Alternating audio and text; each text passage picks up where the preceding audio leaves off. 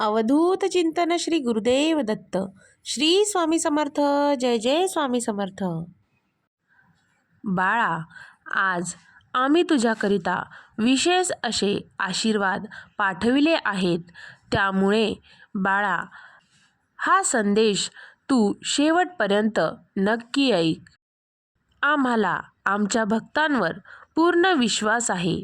ज्याप्रमाणे आमचा भक्त त्यांच्या स्वामीवर पूर्णपणे विश्वास ठेवतो आणि त्यांचे नामस्मरण करतो, त्याचप्रमाणे बाळा, आम्ही देखील तुझ्यावर पूर्णपणे विश्वास ठेवतो आणि तू आमचा लाडका भक्त आहेस, हे तुला सांगायला आलो आहे.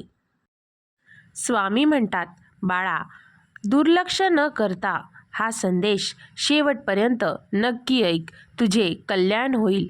तुझ्या येणाऱ्या जीवनातील सर्व काही अडचणी या संदेशातून दूर होऊ लागतील आणि नक्कीच तुझ्या इच्छा देखील पूर्ण होतील.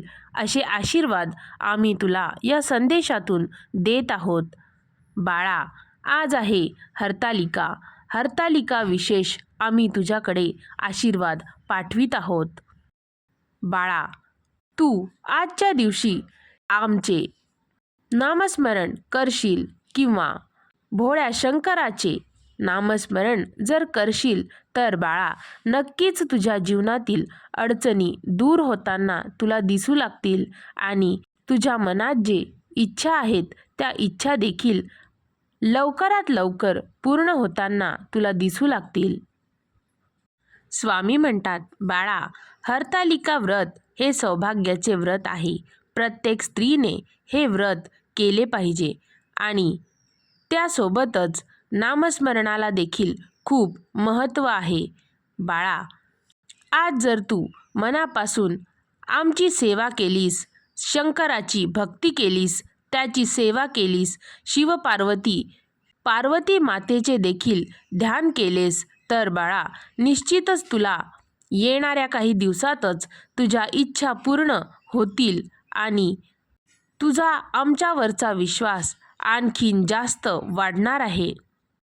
स्वामी म्हणतात, बाळा, मनामध्ये नेहमी चांगला विचार करत राहा. तू जर काही गोष्टी दुसऱ्यासाठी चांगल्या केल्यास, तुझ्या मनापासून जर चांगलं व्हावं असं तुला त्यांचं वाटत असेल, तर बाळा, आम्ही तुझ्यासाठी चांगल्या चांगल्या गोष्टी देत असतो. बाळा, नेहमी चांगलेच कर्म करावे, पण कुणाचे कधीही वाईट करू नये. स्वामी म्हणतात, कोणतेही कार्य करताना किंवा कोणाबद्दल काहीतरी करताना जर बाळा वृत्ती स्वच्छ आणि तुझं उद्दिष्ट योग्य असेल, तर बाळा, कोणत्या ना कोणत्या रूपात स्वामी आणि परमेश्वर तुला मदत करेलच. बाळा, जीवनामध्ये प्रत्येक दिवस हा कधीही सारखा नसतो, पण येणारा दिवस मात्र हा नवीन आशा आणि तसेच नवीन नवीन दिशा घेऊन येतो. आपले जीवन आनंदित करत राहतो. स्वामी म्हणतात, बाळा, तुझ्या जीवनात जे घडतं ते चांगल्यासाठी. फरक फक्त एवढाच असतो बाळा, की ते कधी तुझ्यासाठी चांगलं असतं तर कधी ते दुसऱ्यासाठी चांगलं असतं आणि परमेश्वर जे तुझ्यासाठी योग्य आहे तेच तुला देत असतो. स्वामी म्हणतात, बाळा, प्रेम, भक्ती आणि श्रद्धा या त्रिसूत्रांमुळेच जीवनाला एक अलौकिक असा अर्थ प्राप्त होत असतो. बाळा, प्रेम, भक्ती आणि श्रद्धा याचा अलौकिक धागा मनुष्याच्या जीवनात जो तुटकपणे वागणे असते, बाळा, ती भावना आपल्याला धाग्याप्रमाणे जोडून ठेवते आणि आपल्या जीवनात ज्याप्रमाणे प्रेम, भक्ती आणि श्रद्धा खूप महत्त्वाची आहे, त्याचप्रमाणे भगवंतावर असलेला विश्वास हा देखील पूर्णपणे महत्त्वाचा आहे. स्वामी म्हणतात, बाळा, ज्यासाठी तू तयार आहेस त्या गोष्टी स्वतःहून तुझ्याकडे येत असतात. हा बाळा निसर्गाचा नियमच आहे. म्हणूनच तुला बाळा जे हवे आहे त्याची फक्त तू तयारी कर. एकदा का तू तयार झाला की त्या गोष्टींना तुझ्या आयुष्यात यावेच लागेल. स्वामी म्हणतात, बाळा जीवन जगत असताना नेहमी एकच प्रयत्न करत राहा. बाळा तुझ्या आयुष्यातला प्रत्येक क्षण चांगल्यातला चांगला घालवण्याचा तू प्रयत्न कर. कारण बाळा आयुष्य राहत नसतं, पण त्या आयुष्यातील प्रत्येक आठवणी नेहमीच जिवंत असतात आणि त्या आठवणीच आपल्याला तो क्षण परत आठवून देतो.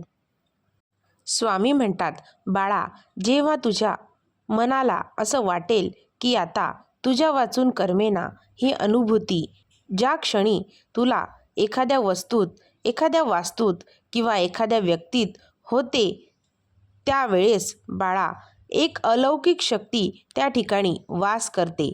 बाळा ज्याप्रमाणे तू आमची भक्ती करता करता तू मनात असा विचार करतोस की स्वामी आता मला तुमच्या वाचून अजिबात करमत नाही, तुमचे नामस्मरण केल्या वाचून माझ्या मनाला शांती मिळत नाही, तेव्हाच बाळा त्या ठिकाणी आम्ही तुला आपलंसं करून घेतो आणि विशेष आशीर्वाद तुला देत असतो. त्या ठिकाणापासूनच, त्या क्षणापासूनच तू आमचा अगदी जवळचा बाळ होतोस. स्वामी म्हणतात, बाळा जेव्हा तुला एखादी व्यक्ती खूप चांगली वाटली तेव्हा तू त्यांच्यापेक्षा चांगला आहेस. कारण बाळा तुला दुसऱ्यातलं चांगलेपणा पाहण्याची नजर तुझ्याकडे आहे आणि दुसऱ्याला चांगलं म्हणण्याचा मोठेपणा देखील तुझ्यामध्ये आहे. स्वामी म्हणतात, बाळा जीवनामध्ये क्रोधातून किंवा आळसातून कधीही आनंद मिळत नाही.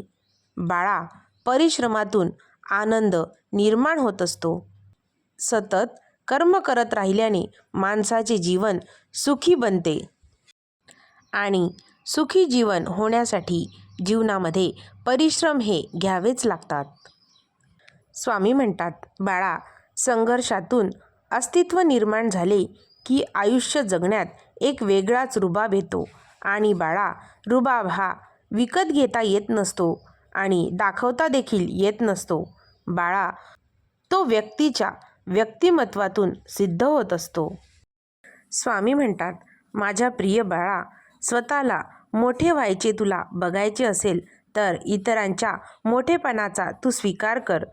फक्त बाळा स्वतःचा विचार करणारे जे लोक असतात ते फार थोड्या काळासाठी प्रगती करतात, पण बाळा जे सगळ्यांचा विचार करतात त्यांची प्रगती नेहमी सातत्याने होत राहते आणि त्या व्यक्तींना परमेश्वर हे खूप काही देत असते आणि आयुष्यात कशाचीच कमी पडू देत नाही. अवधूत चिंतन श्री गुरुदेव दत्त. श्री स्वामी समर्थ. जय जय स्वामी समर्थ. श्री स्वामी समर्थ. जय जय स्वामी समर्थ.